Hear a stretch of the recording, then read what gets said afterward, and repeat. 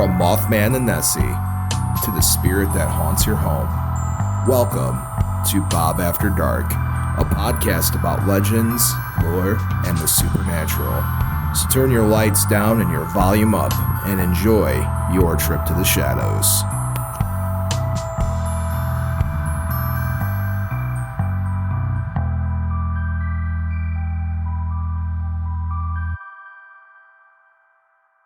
Oh, hey there, children of the night, and welcome to Bob After Dark, the show that takes you into the shadows and goes and says hello everything that goes bump in the night. I'm your host with the most that enjoys toast, Bob, and alongside of me, as always, is my ever wonderful, ever vampiric, ever cape-wearing, and forever the heartthrob of Bob After Dark, my friend, my brother, my producer, Count Panek himself. Oh, hey, Bob, yes, here with full cape on. Full cape. It's hard to imagine me without one. Yes. By the way, folks, we're a day late, but it's somebody's birthday. 2 days late. 2 days. 1 day. 2 days. 2 days late. 2 days late. I didn't realize when I was with you it was the day before your birthday. Day before. But happy belated birthday, Count Panek. Thank you, Bob, for that. Yes. I texted you on the day, folks. did. I'm not a monster. I didn't forget. You're doing fine. You know, it's tough to keep track of everything here, too. But, Bob. Yes. I think I'm 1,000 and... it's been 34? centuries. It's been centuries, Bob. It's been a long time. It's been a long time. You're a millennia, at least you're 28. old. Not a day over 28, Count. No. Exactly. How was your birthday? What'd you do? It was good, Bob. Saw some family, which is always a good thing. Yes. Ate some cake. What kind of cake? Right from the Strag Van Til, Elmira's cake. Elmira's was Van it Til's vanilla, Elmira's chocolate, and strawberry. What's your cake flavor of choice? I like a chocolate cake, but this is it's chocolate on the inside, but it's buttercream frosting, which I do love. Buttercream frosting is my absolute favorite. It's so good. Some people prefer whipped cream, which is fine. But, I want the sugar. Buttercream is 10 times better. I like buttercream, cream cheese, then whipped cream. It seems like there's two. I mean, this is like a war. It's like the chunky peanut butter argument all over again, or soda versus pop and buggy versus shopping cart. Buttercream versus whipped cream. But yes, that was a fun. Always fun to consume some cake. And you and I got to spend some time together on Saturday. Count Panek and I were invited out to the Three Floyds Brewery for the Dark Lord Day, which is like America's biggest beer release. Now, unfortunately, with my health issues, I couldn't drink. I am not allowed to drink right now, at least until we get the next round of tests done to kind of find out what exactly is wrong with me. So no alcohol consumption for me for a hot minute. But you got to enjoy some beer. Yeah, I want to give a shout out to Tony Monroe from Three Floyds, inviting Bob and myself out there. Yes. Had a great time. It was a good time. Great time. My body's just going through the motions. Yeah. I couldn't be out there super long. No. I tried. I legitimately tried. Yeah. And you could ask Count, man, I was panting. Well, this was probably our hottest day of the year so far. That was really hot. Like almost 90 degrees, we'd say. High 80s. And everything that's been going on with my body, I couldn't take it. I was out there, though. We got some pictures. We got to interact with some fans. Yeah. Thank you, everybody that showed up and they got to say hello to us. Came up to us. Yeah. It was a cool time. But the Dark Lord Day, of course, it all centers around their brew of Dark Lord, which is only released once a year. And people come from all over the woodwork. All over the world. Country. All over the world. Literally all over the world. It is literally America's biggest beer release. They sacrificed their firstborn for this beer is basically what they did. From my understanding, and keep in mind, prior to my health issues that I'm currently going through, I was a big beer drinker. So let me explain what Dark Lord is to everybody who might not know. Dark Lord is what they call an imperial stout. An imperial stout. And to my understanding, an imperial stout is a beer that is fermented for an extremely long time in a very specific type of barrel. And that gives it its very potent taste. It is not for everybody. I always prefer a little bite to my beer, so I like imperial stouts quite a bit. Old Rasputin's a darn good beer. That one you could just go buy at Meijer. You don't need to. There's no day for that. No day for that one. But Dark Lord is a special day. You and I unfortunately didn't get a chance to get any because the pre-sales sold out. But you got to enjoy something, right? What did you end up drinking? Yeah, I had a couple of other brews. The turbo brew, and then did you get the gumball head? That one's one of my favorites. I did the gumball head because I figure I usually get that anywhere. Anywhere, yeah, of course. But you know, it's one of the most popular. That's exactly. Well, gumball head. I find that up in like Wisconsin and Minnesota. Yeah. And Michigan, I even saw it there when I was up in Detroit for last year for UMACon. That's the region company. They really made a name for themselves. They really did, man. I find like when I travel for cons, I see Three Floyds a lot of places. So hats off to them.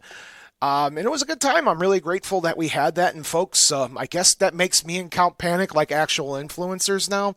So if you're looking for a spooky twist to a business opening or perhaps anything, reach out to us, Bob at bobafterdark.com, or reach out to us on social media. Count Panek and I are cheap dates. Yeah, we are. But, that's the thing. It was a pleasure to be out there, pleasure to be seen. Had to take the cape off at some point. Count went out there minus his cape. That's how miserable hot it was. But I was wearing that swanky T-shirt that you're wearing right now. I am the Count Panek T-shirt. It's I'm not in production right now, but it's going to be available on the Bob After Dark merch shop soon. A few people have it out there. Yeah. But I enjoyed my time at Dark Lord Day, as brief, unfortunately, as it was, because I don't know what's going on with me. I had another doctor's appointment yesterday, and that's just all, just kind of currently sitting and waiting. They'll figure it out, Bob. Yeah. I mean, I'm here, right? And that's the important. It was basically Bob After Dark Lord Day. That was what I called it. It was fun, but it was interesting because it's fun when we go into an event, right? Because I do cons. And so I don't do a whole lot of events that are just me and you centric. Yeah. So if I'm at a con, I'm promoted to be there to speak, which is a little different when I have fans. But this is like something completely different where fans approached me and you and they're like, "Hey, how's it going?" Superfan Mike Volek actually gave you and I a tour. Yeah. Because I've never been. I have never been haven't before. Been either. That's it's a lot of people, man. But we had a really good time. He showed us the lay of the land. He did, because I thought we were just going to be in that little parking spot. No, but no, they had that hole going around. They had the Wheel of Death and the whole thing. It was a lot of fun. Some metal bands. Yes. Did you get a chance to check out any of the bands? I heard of some metal. Oh, excellent. But we have a caller. I was in the mosh pit. No, I'm too old for that. We got a caller. We have a caller. Caller, you're on the air. Hey, you guys might be cheap dates, but that beer you guys got over there is pretty darn expensive. Dark Lord, what was it? It was $400 for the 4-packer, and I'm not over exaggerating. I think it was like $300. Bob, it's $300 or $400 for the 4-pack. Whatever happened to Hams and Schlitz and Paps and Old Style and? Okay, so I'm going to stop you right there, John, because anybody that knows me, that goes out in a cocktail with me, knows that I drink PBR and Old Style typically exclusively when I go out for a drink. So they're still there. Yeah, the beer you guys are talking about, man, it sounds like fireworks. It is a very expensive beer, but it's the process that goes into it. Pabst Blue Ribbon, you get that, it's fermented, ready to go in like 2 weeks. Dark Lord takes years. I think they work on a batch, and then they release a batch. So it's I think it takes 5 years to make or something. I don't have the exact, but it's a long, lengthy process of aging and checking. And as somebody who makes mead, I kind of understand that concept. So I get why it's expensive, but it's not a little different than a 6-pack of PBR, which, by the way, PBR is my favorite beer in the world. Not talking bad about PBR, but it's a little different than a 6-pack of Tall Boys for $10. You know what I mean? Yeah, that's crazy. I know this is not a beer show, but can you really tell? With all these beers, can you tell the difference between one beer and the other? I certainly can. You can. Yeah, it's certain IPAs will have a certain more hoppy taste. Stouts, I couldn't tell you the difference. I could tell you the difference between an oatmeal stout, chocolate stout, coffee stout, blah, blah, blah, because there's a taste to it. When it comes to what I call corporate beer, I could tell you the difference between PBR, what my dad drank, MGD, and Old Style. But when it comes to the fancier beers, sometimes I could tell a difference, sometimes I can't. But for the most part, I could tell you the different bodies of beer by the taste. It's the people that. I bet you. Oh, go on, John.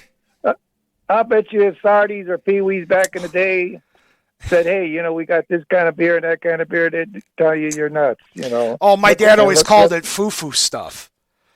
Yeah, there you go. And I agree with them, So, yeah, you got to have I don't know, you got to really like that stuff, I guess. But, hey, I'll let you go on with your show, and I'll be listening as always, Bob. Thanks, John. We appreciate you.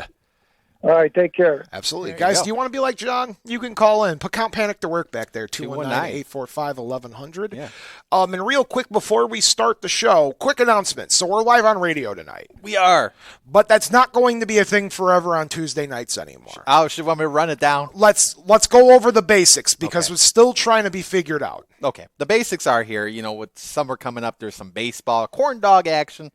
Lake County corn dogs going to be played on the radio side of things. And plus, the WGLB, they're edging towards a sportier type of a sports center type of thing. So, again, even if there's no corn dog baseball, I don't know for sure if there's going to be sports at its place. It's a day-by-day thing here. Yes. And that being said, on Tuesday nights, you can still catch us on the JED TV no matter what. Now, that's not saying, listen, I don't know for sure. Maybe randomly you'll hear us on a Tuesday. Yes, and I think the plan is going forward, we'll check week by week. Yeah. And that way there I can, because what we're going to be doing starting next week, I'm looking into getting the Bob After Dark newsletter put together. Yeah. So I'll get you guys signed up for the email newsletter, and then what I will do is once a week I'll put that out with the schedule of everything going on for me for the week. Yeah, because sometimes we don't even know. Exactly. So what my plan is, I'm going to put the newsletter out on Mondays. So that way there it'll say, hey, Tuesday you can watch us on JED TV or listen to the radio, or it's just JED TV. Yeah, regardless if it's on the rail or not, it's going to be live on JED TV. And this doesn't affect podcast people by any means. The podcast fans, you're still going to get your episodes on Wednesdays. That's my time frame I'm putting out now. So every Wednesday early in the day before noon, you're always going to have a new episode of the podcast out. So that doesn't change for you guys. Yeah. I just know Tuesday sometimes. I know there's a Tuesday in June. I may be missing. Yeah, exactly. Sometimes you're on the road. I'm on the road a lot. Missing, so if it's not on the radio, it's still on JED TV on Tuesdays. Absolutely. Unless we're both occupied. No, right. There. So, but the other one is, but the show's good. But for radio fans, so people that are listening right now from the radio, you're not, and that maybe can't watch JED TV for whatever reason. It's free, by the way. It's free. You don't need to pay for JED TV. You don't even need to make an account. You could just watch JED TV. Hit the Bob After Dark link, and it's there. JED is in with a J. If you can't get that for whatever reason, and you are just a radio person, don't panic. All pun intended. You will be able to catch the replay of Bob After Dark Sunday nights at 8 o'clock, correct? Yeah, 8 o'clock. 8 o'clock Sunday nights, the replay will be on. And I think, so for years, many, many years here on Bob After, not many, I make it sound like I've been here for like 20 years or something. From early on in my career here at Bob After Dark, the show that comes after me, like the actual syndicated repeat show, was Coast to Coast. And I still have that for my Tuesday nights, late at night. Coast to Coast still plays here at WJOB. My Tuesday nights, my Sunday nights, I should say. Yeah. I am going to be leading into the Polka show. The Polka Hour, yeah. Polka Hour. Yeah. You're the leader for Polka. Ghost and Polka. Ghost and Polka. But, yeah, the 8 o'clock Sunday, the re-rack of the show, basically. Yes. But, Tuesdays, possibly on the radio. Depends if there's sports going on. I will know. But live on JED TV on and Tuesdays. what we're going to do, we'll know week to week. And the podcast you can find where? And podcasts, wherever you guys listen to podcasts at. So I'm literally wherever, even YouTube now, you can go and listen to the new episodes. So no matter what happens, you will always Bob there. After Dark's not going anywhere by any means. In fact, I'm busier now with Bob After Dark more now, especially with my Twitch schedule, than I've ever been. So, it's good news. It's just things here at the studio are a little different, and that's not going to be permanent either. There's a lot of things in the works here at the studio. It's just right now we kind of got to go with the flow, so we have a studio to have.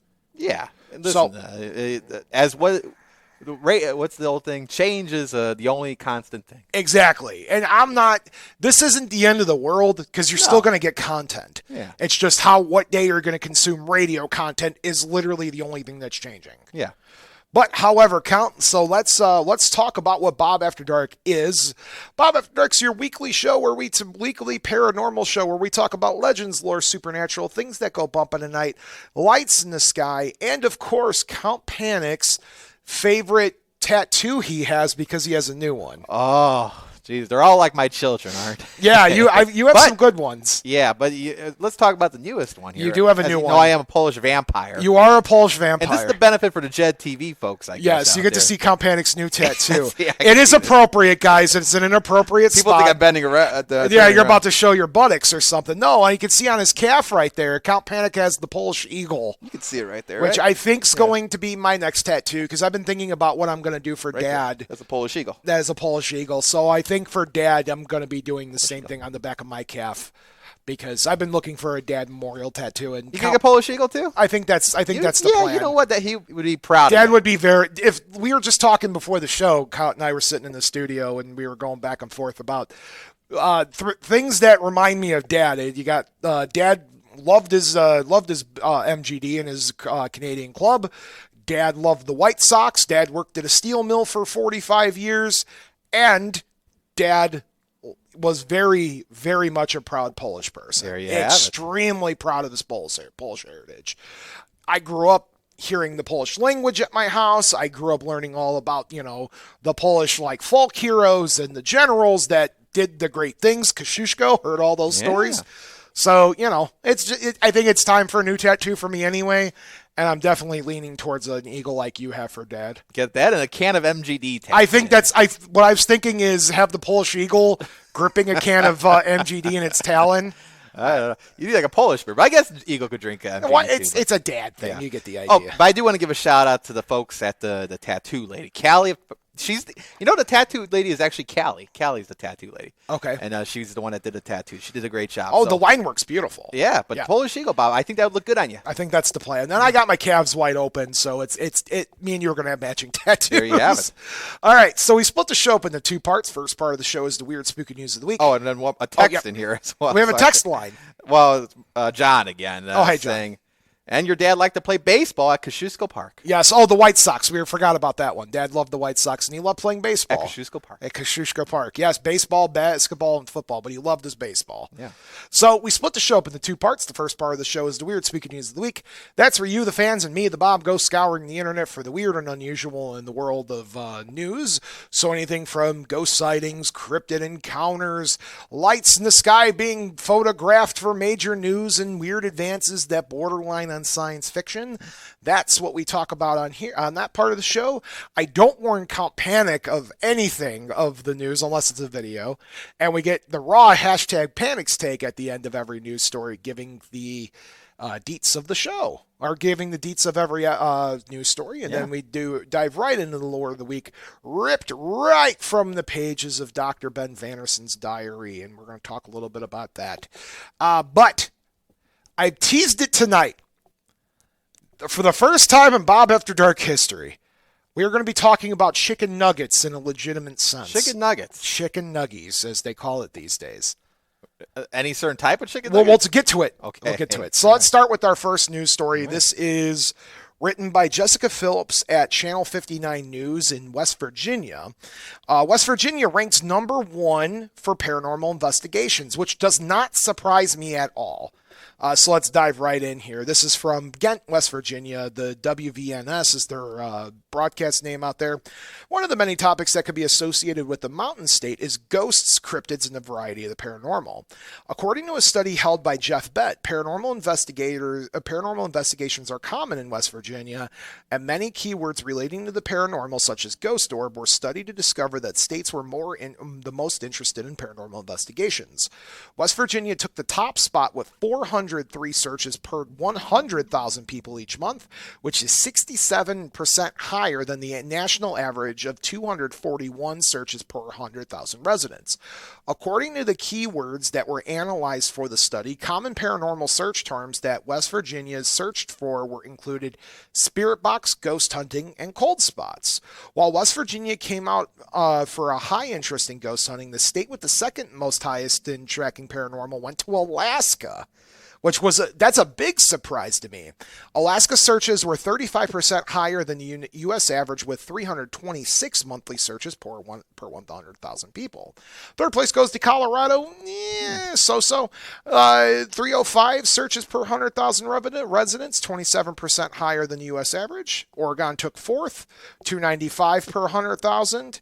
Fifth, Nevada, 288 monthly searches per 100,000 residents. While West Virginia took the spot for most interested in ghost hunting, Mississippi took the top spot for the exact opposite. Mississippi is the state with the least interest in ghost hunting, with a total of 161 month searches per 100,000, which is 47% below the national average. The 178 searches per 100,000 people. Louisiana came in third with 194. That blows my mind. With the 194 searched out of 100,000 coming in 36 below the national average. This is from the Jeff Bett spokesperson. The question of whether or not paranormal exists or is a fiction is a long debated topic, and one where the answer will greatly depend on who you're asking. Judging by these findings, if you were speaking to someone in West Virginia, it is significantly more likely they'll be arguing for the former. The difference from state to state is how many residents are actively hunting for proof of paranormal activity could reflect where views the thought of the afterlife as comforting, whereas see as unrealistic, or perhaps would just rather leave the undead be. According to an analyzed search terms, some of the most popular searched paranormal related keywords in America were Ouija board, spirit box. The search terms were 133,914 and 161,705 respectively, show that communicating likely plays a large part in who are interested in paranormal investigations. Some investigation-related search terms that were involved in the study included poltergeist hunting, best thermal camera for ghost hunting, how to hunt ghosts, where to buy a spirit box, and demon hunting equipment. Count, before I pass it off to you, would you like to know the rest of the states that were interested in everything? I would know. Do you also want to know the states that were not interested? I would love to. Okay, so I was saying that they said in the thing, West Virginia, Alaska, Colorado, Oregon, Nevada were the top 5. Bottom 5, Utah, Missouri, Washington, Maine, Kansas, and Arizona, topping out at the 10 states that were most interested in the paranormal. Are you ready for the ones that were least interested in the paranormal? Sure. Mississippi, New Jersey, Louisiana, South Carolina, Idaho, Delaware, South Dakota, Florida, Montana, and Maryland. Really? Interesting. What blows my mind... Oh, sorry, guys. Louisiana? Yeah, Louisiana. You would think that would be like... And maybe it's not the Louisiana residents that are looking that up.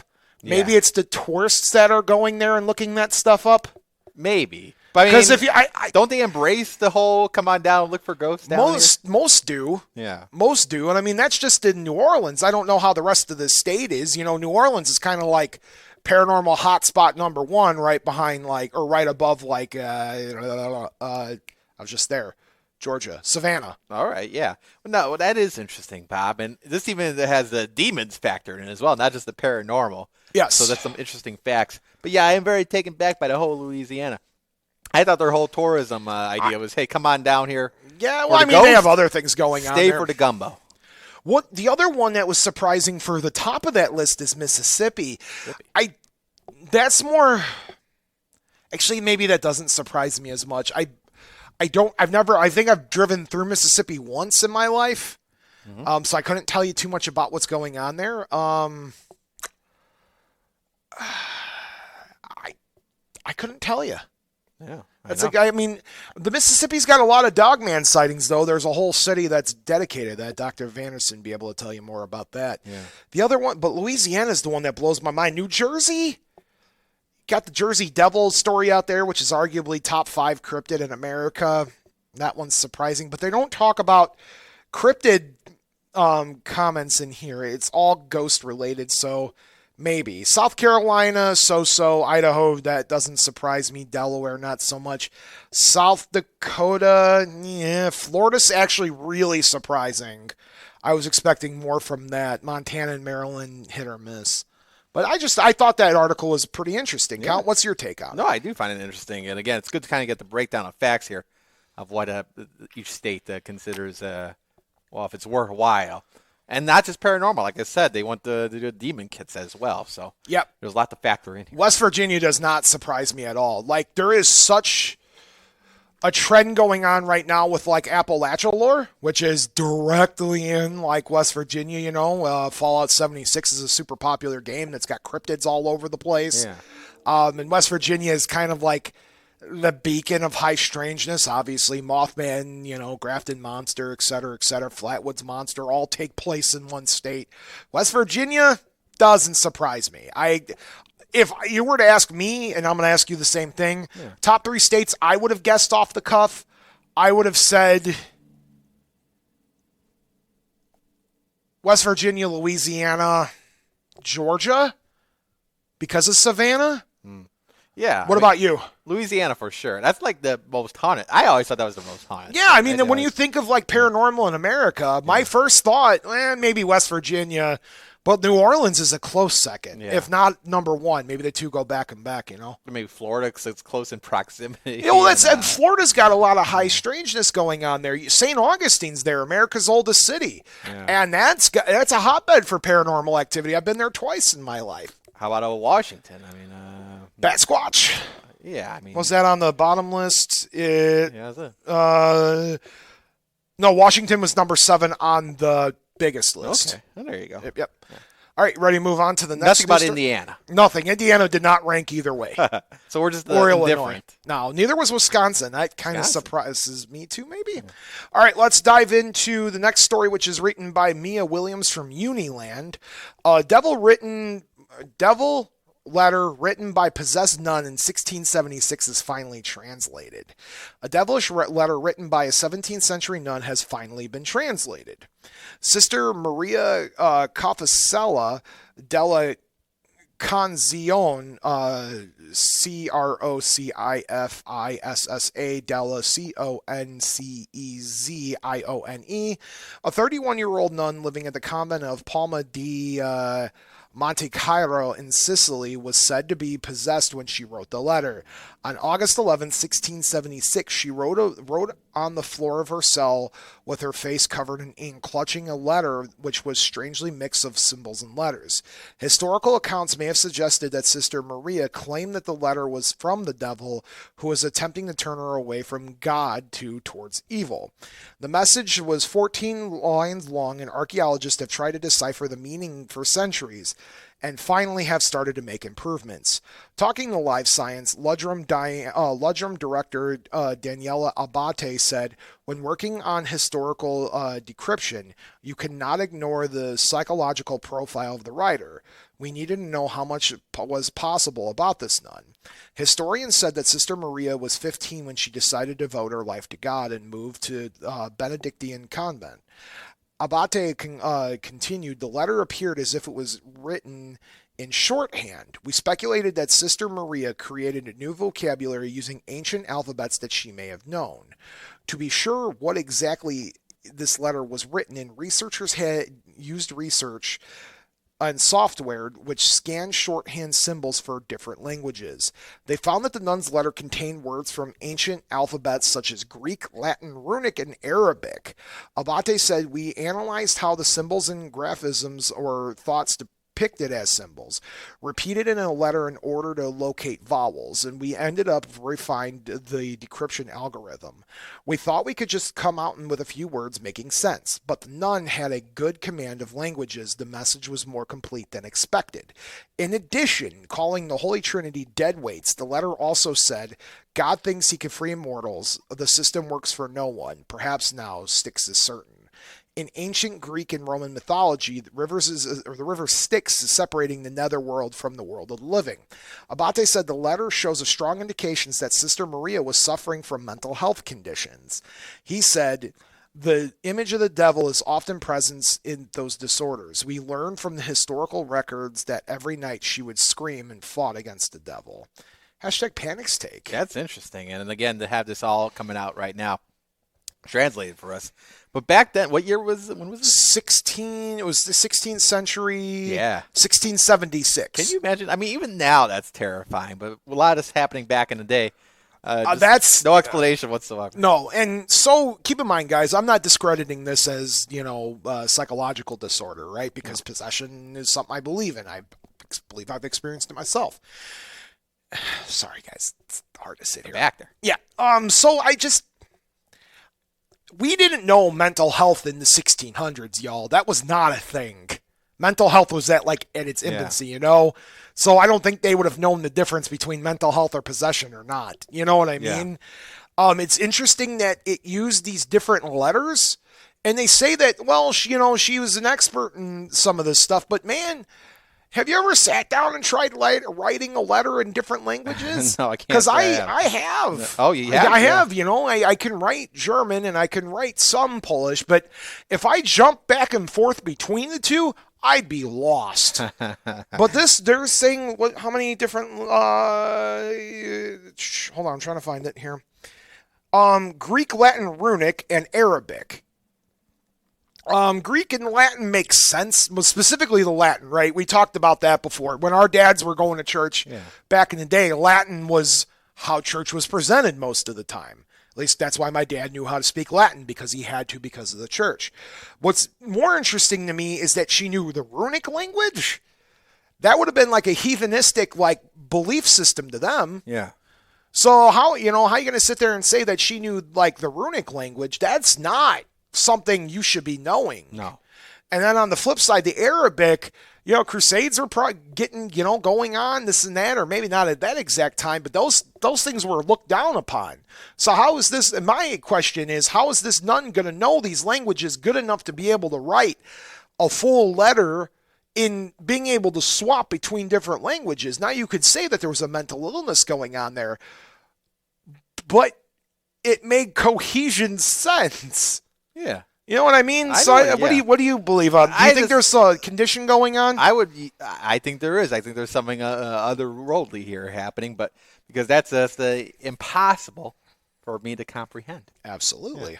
All right, our last news story, and it's the one everybody's here for. They're here. Hold on. In all of my time of doing Bob After Dark, I would have never expected to be using this as a news source. Southern Living. Okay. It's a magazine. You're familiar with Southern Living? I read it from time to time. Tyson spooky chicken nuggets are now in grocery store frozen food aisles. What does that mean? Okay, we're going to read it together. Dinner time will be a real scream now that by the way, Tyson did not sponsor this podcast, but Tyson, I'm a vegetarian, all right? I can't eat you'll eat stuff. a chicken nugget. But that guy, my producer, will be my meat stuntman. Yeah, he'll eat them. I'll eat them. So look, we're open for business here, guys. But anyway, Tyson Spooky Chicken Nuggets have hit big grocery stores, apparently. This is the first time Spooky Nuggets have been available in the sale in the freezer aisle, though we've gotten a peek at them before. The Halloween-inspired chicken nuggets made their debut last season, available exclusively via giveaway on the brand's Instagram page. They want me to pay for this. I'm not going to do that. When would I ever read Country Living outside of this? I live in Chicago. The Halloween-inspired chicken nuggets made their brand's as in a state of release from the Tyson brand. Due to an overwhelmingly positive response, they are available in stores for the first time starting in December. The little ghost pumpkins and bats are sure to entice even the most reluctant eaters at the table. Their adorable shapes might even persuade a few grown-ups to indulge in a dinner of lightly breaded, all-white meat chicken patties this September and October. And now they're in stores, so they're here early. Already? That's apparently what this is telling me, is maybe they hit stores early to drive a pipe. You can add spooky nuggets to the menu for your kid-friendly Halloween party. Give the kids something to snack on besides candy bars and sugar cookies, and their parents will thank you. Choosing an appropriate dip is no-brainer. How about some blood red ketchup on the side? Hey. I'm not going to list the stores you can find this at because I just go out there and see. They're out there. There's some. I will just say, because section. I don't know how much I can actually say about this. Major retailers are carrying them. Apparently, they retail for about $6.98, and the bag contains 40 chicken nuggets. That's a good deal. Right? And I guess, Ask me when the last time I bought Tyson chicken nuggets were. When's the last time? When have I ever eaten Tyson's chicken? I think I got the fake chicken nuggets once Vic's made for me. In prospect of switching the ordinary round nuggets after Halloween seems like a letdown, no worries, because Tyson's Dino Fun nuggets are in the freezer aisle all year round. Might have Christmas nuggets after this. Hashtag Well, this could be a whole series. Christmas nuggets, Easter nuggets. But, this is exciting news. I want you to know, I passed on archaeological finds for this article. Good article. Well, I remember going years ago when I was just a little count back in the day. It's actually a place you know very well, Center Lounge. Ah, yes, it's my family's bar. In Whiting, Indiana. Yes, and they used to have on the Grandmother menu owns it.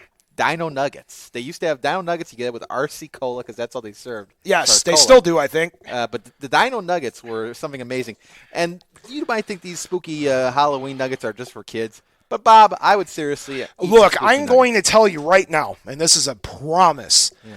If Vix finds these, they're going in the freezer. Oh, yeah. And Vix is not a child by any means. And I can guarantee you that there are other people out there that are way over kids' age that are really going to like it. Do you think they're going to... Can you meet me real quick? What? Oh, I'm going to sneeze. Bob's going to sneeze. Wait a second, Bob. Hold that sneeze for a second there. There you go. Go ahead and sneeze. You're done?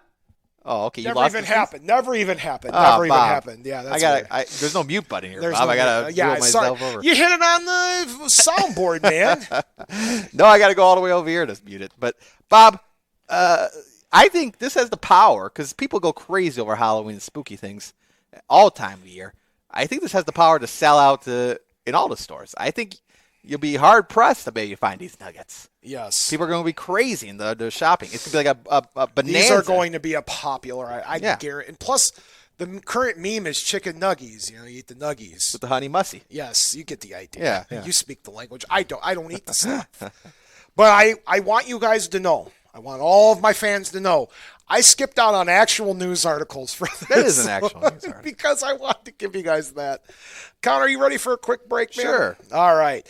To our live fans, stick around. I'll be right back. And to our podcast fans, you're about to be hearing words from a podcast that you should be listening to. Stay tuned. Welcome to Ghostly. Pat, what are you doing? What? I want people to know that we're a podcast that takes a deep dive into some of the scariest ghost stories. But we don't do the creepy voices or weird sound effects. We debate the ghost stories. And aren't you supposed to be the skeptic? I am, but they'll find that out once they listen. Look, all you have to do is tell them to listen to Ghostly, and that our listeners get to decide which stories are real. And which stories are just old folklore. Exactly. Download Ghostly wherever you find great podcasts. Oh, jeez.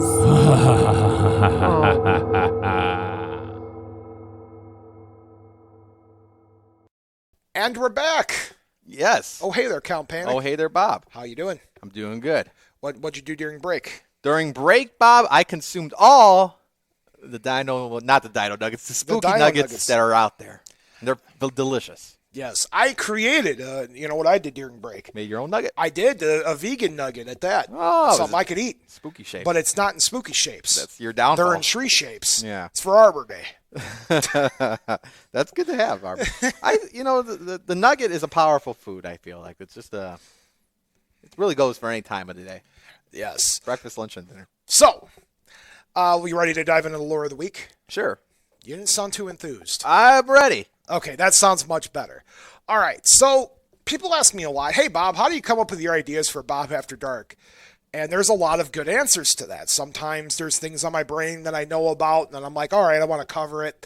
There's times where there's topics that I really would like to talk about, but I've been putting them off for the past few years for some reason. I don't have a strict episode on Dogman or the Jersey Devil or Spring-Heeled Jack. I've never covered those things. I mean, eventually I will. But for the ones that I just kind of like, let's figure out what we're doing if we don't have a theme month or whatever, Yeah. So I can legitimately say how I came up with this episode, okay? You ready? I'm ready to hear it. This is some deep-rooted research. Yeah. I went to Google. You went to Google. I typed in random country generator. Random country generator. And I went on the random country generator and I clicked generate random country. Okay. And would you like to know what the random country that came up was? What came up? The Philippines. The Philippines. And would you like to ask me how much I know about spiritualism in the Philippines? How much do you know about it? I know nothing. So what I did was then I go on Google and I'm like, okay, well, I don't know any kind of folklore or, monster, big bad type deal in the Philippines. Let's find out what that is. And boy, howdy, did I find it. It's actually kind of almost like a distant relative of yours. It is the Aswang. The Aswang. Aswang. Aswang.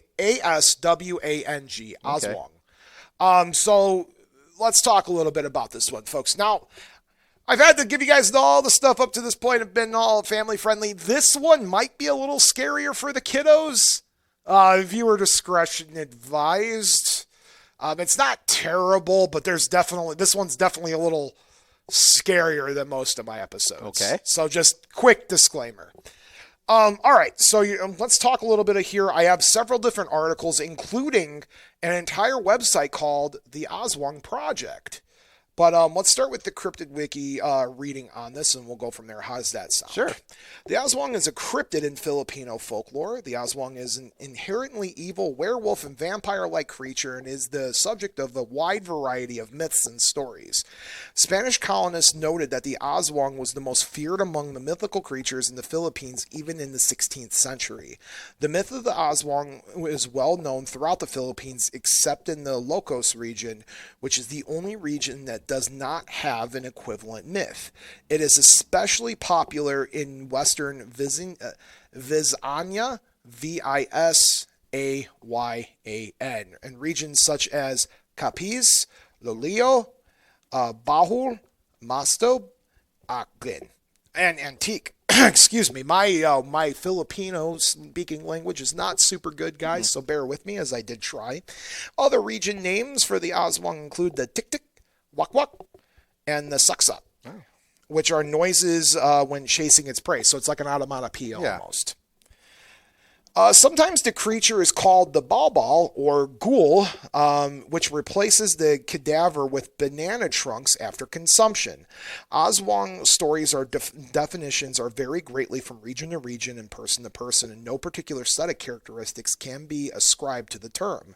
However, the term is mostly interchangeably with the Manamanagal, and the creature is usually depicted as female.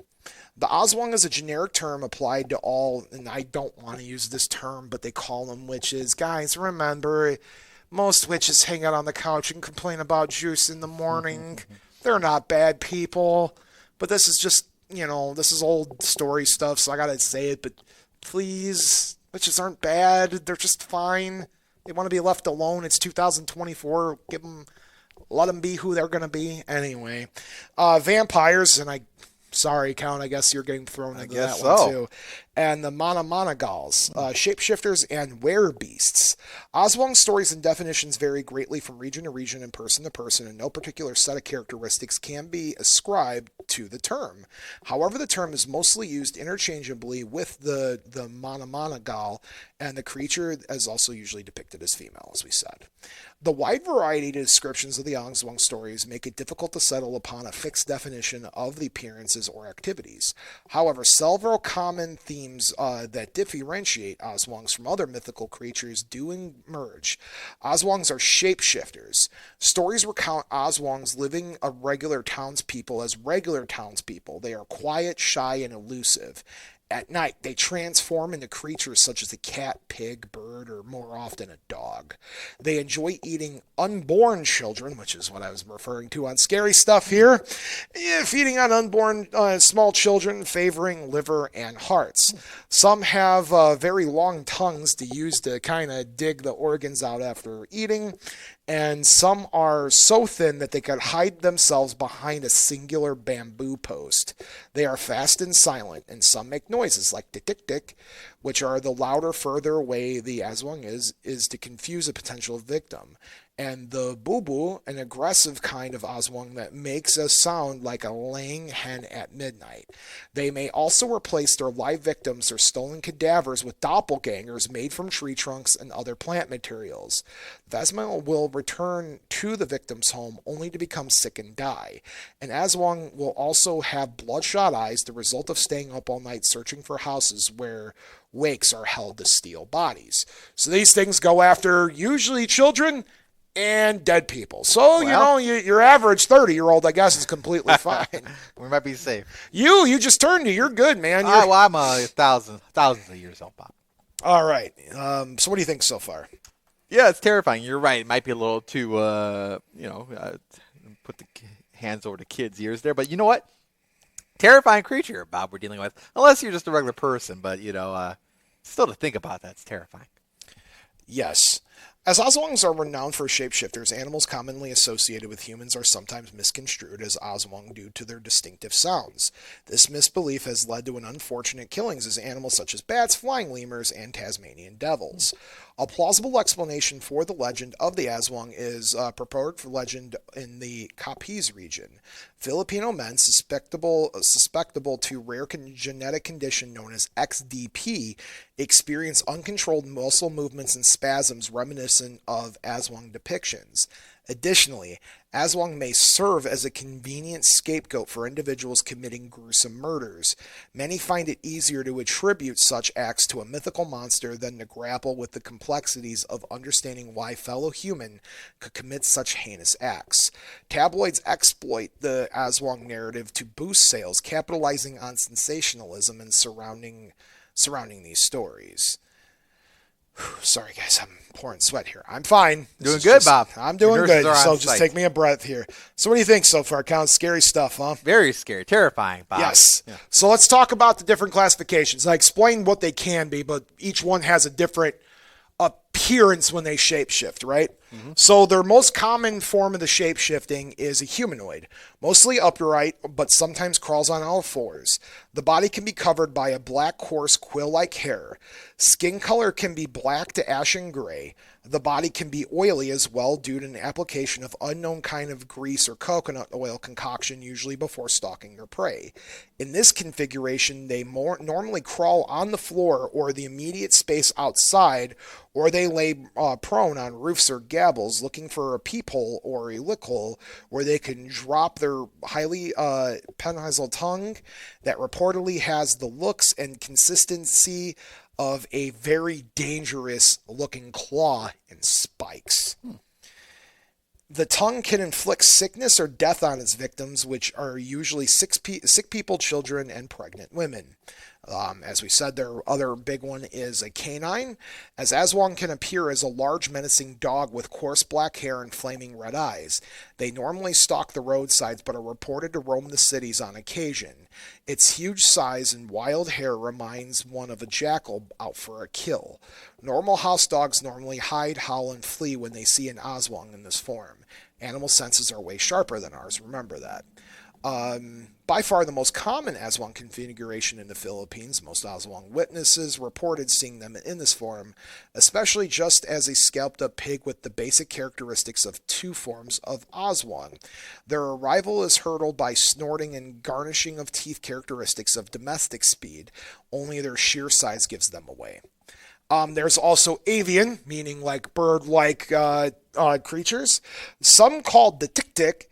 That's T-I-K, by the way. This is one of the most sinister-looking configurations in the Philippine Aswang. Outwardly, it will look like a large man, vulture, or raven. Apart from its great size, a dead giveaway would be its unusual ability to fly low and slow without the wings visibly flapping, even with the wind still. Sorry, guys. I'm just going through the motions here. Bear with me. This was the exact observation of a compadre of mine who saw what he thinks as an Aswang flying low over a public schoolhouse in the Bulacan several years ago. He was with his classmate at the time. By the way, I'm reading this from the aswangproject.com. These people like studied this stuff in Yeah. depth. They are like a legitimate, really good resource in case you guys want to read a little bit more about them. One of the least common forms of an Aswang form is a feline. An Aswang in cat form can range in size from that of a Siamese cat or that of an ocelot or a jaguar. Now, a suspected Aswang in this form was reportedly caught many years ago in a town in Antique, according to my father. It was tied up, placed in a sack, and beaten up and spread and hauled to town plaza. When the folk opened the sack to show the townspeople, they saw a dead Creole woman with long flowing brown hair, apparently a scion of a wealthy family of European extraction from the next town. For many years in the province of Capiz has earned the unflattering reputation as Aswang country. Much of the reason for this is the spats between the inhabitants of Capiz and the nearby Lalio province. For those parts, some Filipinos claim that there are real hub of Aswangs in this town, which is a geographical neighbor of Capiz. Tunas is reputed to be home of one of the Lieutenant Gimo, whose clan was the oldest and biggest clan of Aswang in the province and perhaps the Philippines. None of these stories can be fully substantiated, however. Fabrication or not, the story serves to illustrate the endearing belief that being an Aswang runs in family or bloodline. It is also said that old Aswang cannot die unless their ability is passed on to the next generation, and that's because Aswang power feels like almost like a stone that they puke out just before death. Yeah. The successor is supposed to swallow this stone to spare his elder from the agony of hovering between life and death. A successful turnover of the Aswang amulet, which is that stone they spit up, ensures a speedy, peaceful death for the older Aswang. Another thing other than the amulet, which is the stone, they say a black chicken, a baby chicken, a chick, right? Yeah. That's the term. They could also spit up like a black baby chicken. Okay. And if they consume the black chicken, then they gain the ability of the Aswang. So it's like Aswang gets extremely old, it starts spitting this up, right? And if this isn't passed on to the next generation, the Aswang doesn't die, but it lives in this forever like tormenting stage between life and death. In most parts of the Visayan Islands, however, they are treated as one of the realities of living in the countryside. Well into the 21st century, people still keep garlic and sharp bronze implements inside their homes to ward off Aswang attacks, which I find interesting because you look at other vampire lore around the world, and this is a very vampiric creature by nature. It's interesting because it's depicted as this shape-shifting creature. From, different parts of the Philippines have different beliefs on what this thing actually looks like. But I'm still going to consider it more vampiric than I am anything else. So we'll just, for argument's sake, Aswang is more the Philippines vampire that has a lot more abilities. But I find it interesting that people, even going into the 21st century, still keep garlic at their home to prevent from Aswang attacks. I mean, people, today, right? Yeah, still to this day, people in the islands believe that's just how they do. Some sleep with knives under their pillows, while some keep a stingray tail whip in handy just in case.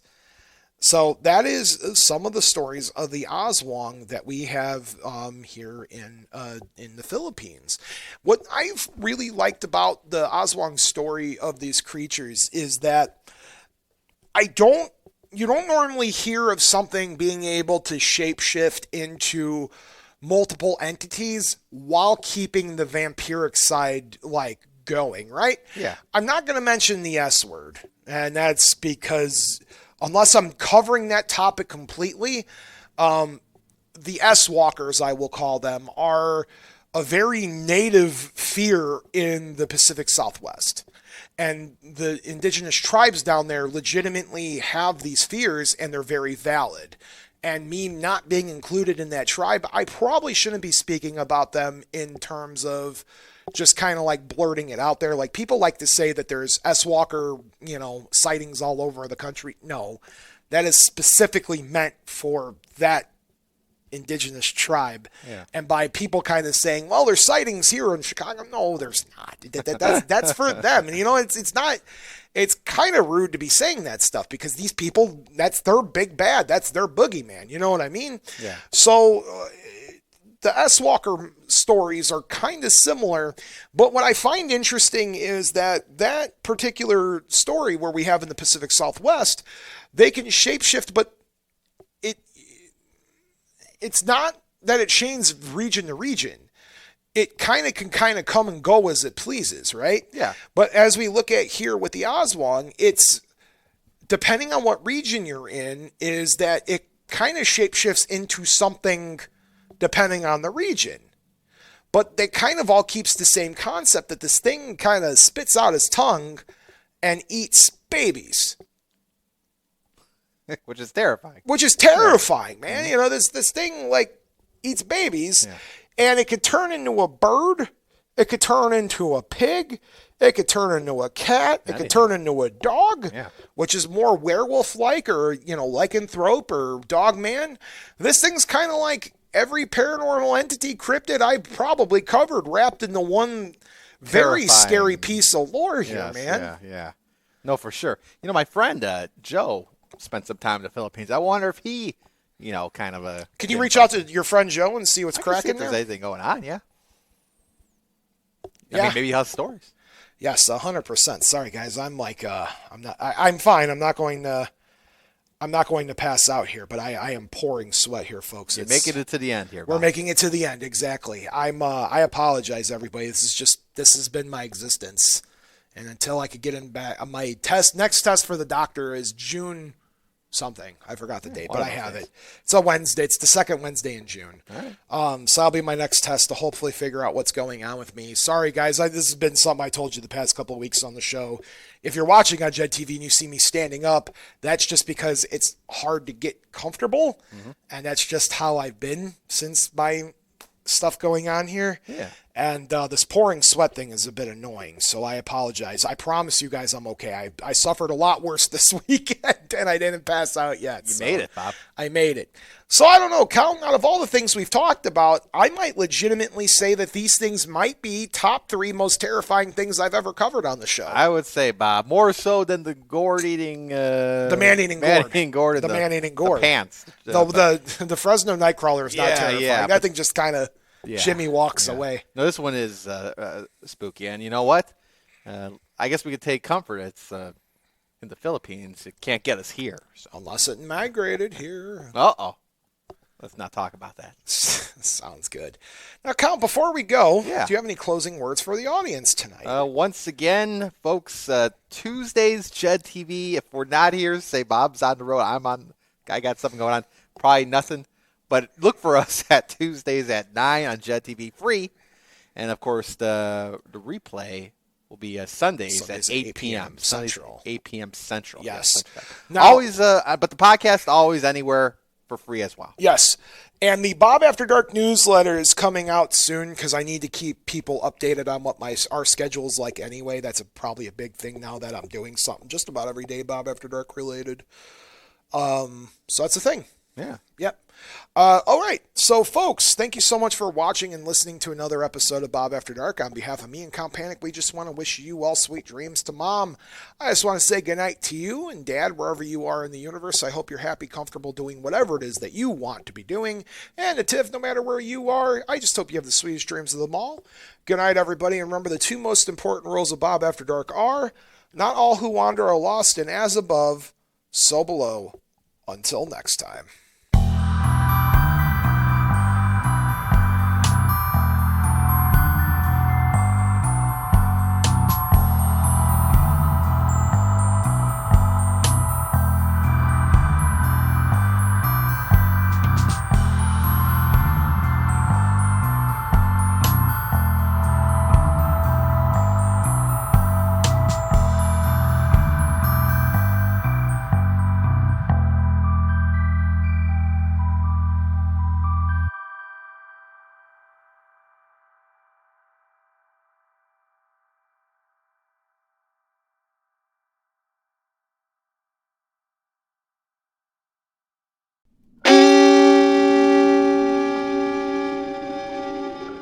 Memoriam Development.